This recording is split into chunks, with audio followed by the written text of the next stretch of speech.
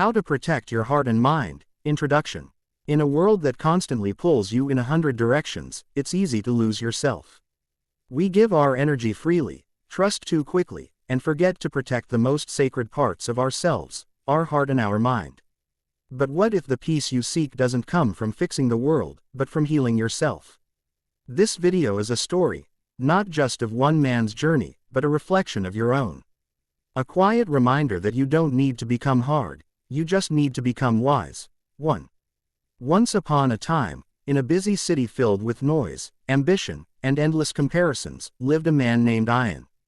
He was successful by the world's standards, good job, a nice apartment, friends, but inside, he felt empty. His heart was tired, his mind never rested. 2. Ian had spent years pleasing others, giving more than he received, and trusting people who only stayed around when they needed something. Slowly, disappointment became his shadow. He smiled less, doubted more, and started losing his peace. 3. One rainy evening, sitting by his window, he asked himself a question: when did I stop protecting myself?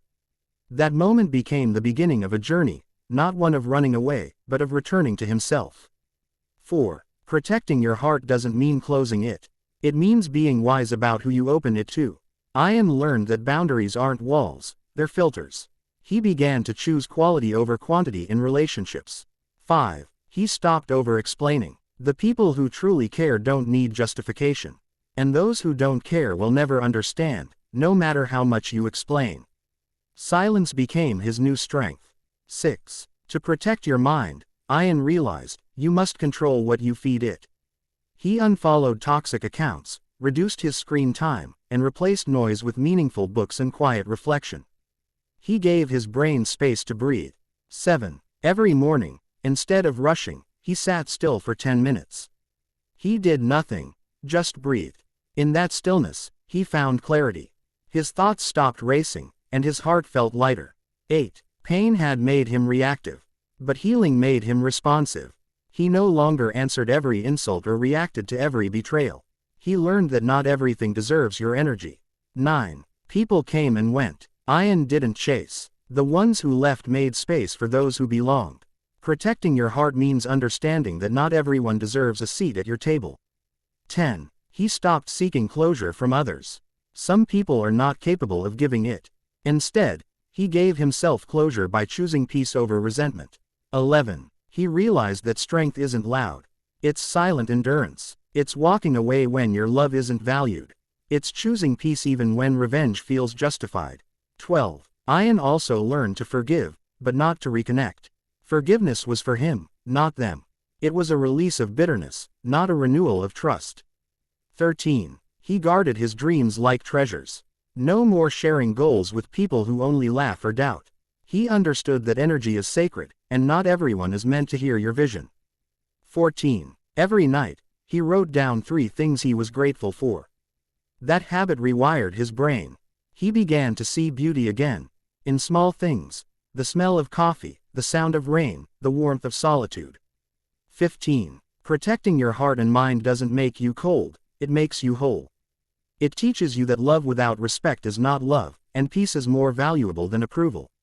16. He reconnected with old passions: painting, hiking, reading philosophy. He remembered who he was before the world told him who to be. 17. Not every thought deserves attention. Not every emotion deserves a reaction. That became Ian's mental mantra. He trained his mind like a muscle, building focus, resilience, and calm. 18. He embraced solitude, not loneliness. Alone time became sacred. He met himself in silence and found a friend within. 19. Eventually, Ian's life looked the same from the outside, but inside, everything had changed. He was no longer at the mercy of others' opinions. He lived from within, not from approval.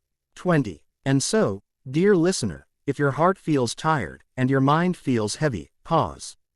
Turn inward. Begin again. Protect your heart. Guard your mind, not out of fear, but out of deep, powerful love for yourself.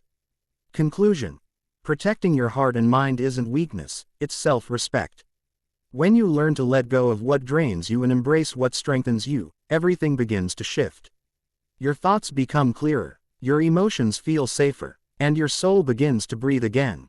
So start small. Set the boundary. Take the pause. Let silence speak. In doing so,